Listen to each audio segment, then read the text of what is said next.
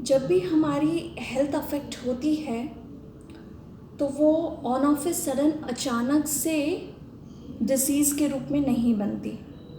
ठीक उसी तरह जब हमारी मेंटल हेल्थ अफेक्टेड होती है तो वो डायरेक्टली कोई डिसऑर्डर या बहुत ज़्यादा प्रॉब्लम एग्रावेटेड फॉर्म में नहीं आती। This doesn't happens overnight. वो स्टेप बाय स्टेप इंटेंस और डीपर एडवर्स इफ़ेक्ट देती है। तो ये सबसे अच्छा आइडिया है कि हम साइकोलॉजिकल फर्स्ट एड का यूज़ करें और इनिशियल लेवल पे ही हम प्रॉब्लम को सॉर्ट आउट कर दें। ठीक उसी तरह जैसे डे टू डे लाइफ में छोटी चोट, physical wound, needle prick, knife से कट लग जाने पर हम तुरंत primary care first aid use करते हैं और फर्स्ट लेवल पे ही हम प्रॉब्लम को सॉर्ट आउट कर देते हैं। हम जब भी पिकनिक टूर बाहर जाते हैं तो अपने साथ एक फ़िज़िकल फर्स्ट एड किट बनाते हैं और हम उसे लेके जाते हैं। इसी तरह से हमें अपना PFA psychological first add use करना आना चाहिए ताकि जब भी लाइफ में अप्स एंड डाउन्स हो तो हम इनिशियल लेवल पे ही सॉर्ट आउट कर लें प्रॉब्लम को। इस साइकोलॉजिकल फर्स्ट एड को हम 5 कंपोनेंट की सहायता से यूज़ कर सकते हैं। Number first is safety. हमें अपनी सेल्फ सेफ्टी किस तरीके से करनी है उसे सही तरीके से आना चाहिए।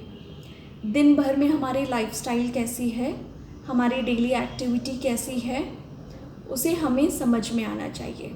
जैसे एक छोटी बात बताऊं तो अभी सबसे ज़्यादा स्ट्रेस क्रिएट करने का कारण बनते जा रहा है जो डिसअपॉइंटिंग न्यूज़ लोग बार बार वही सुन रहे हैं।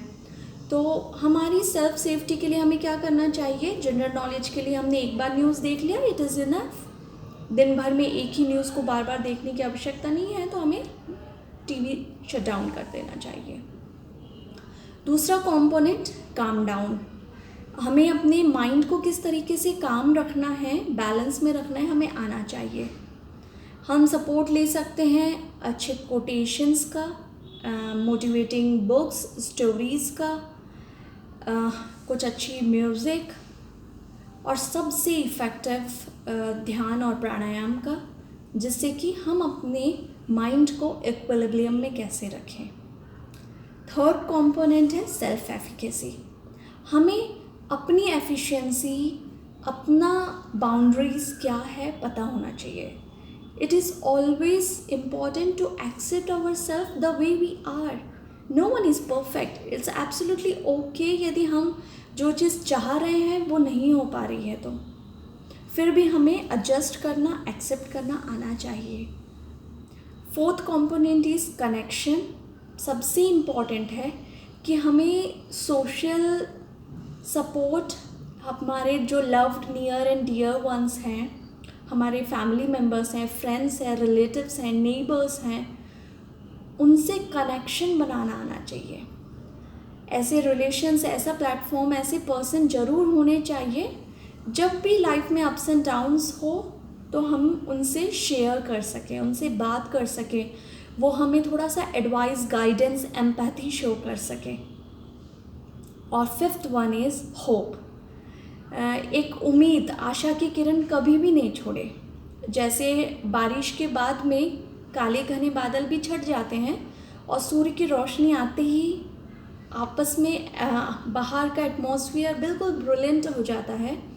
ठीक उसी तरह से लाइफ में यदि कोई एडवर्स स्ट्रेसफुल इवेंट आया है तो that is also not permanent, that will also fade away.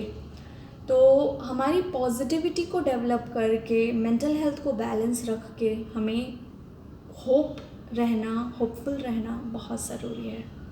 तो always carry with you the psychological first aid in 5 basic components, that is safety, calm, self efficacy, connection and hope.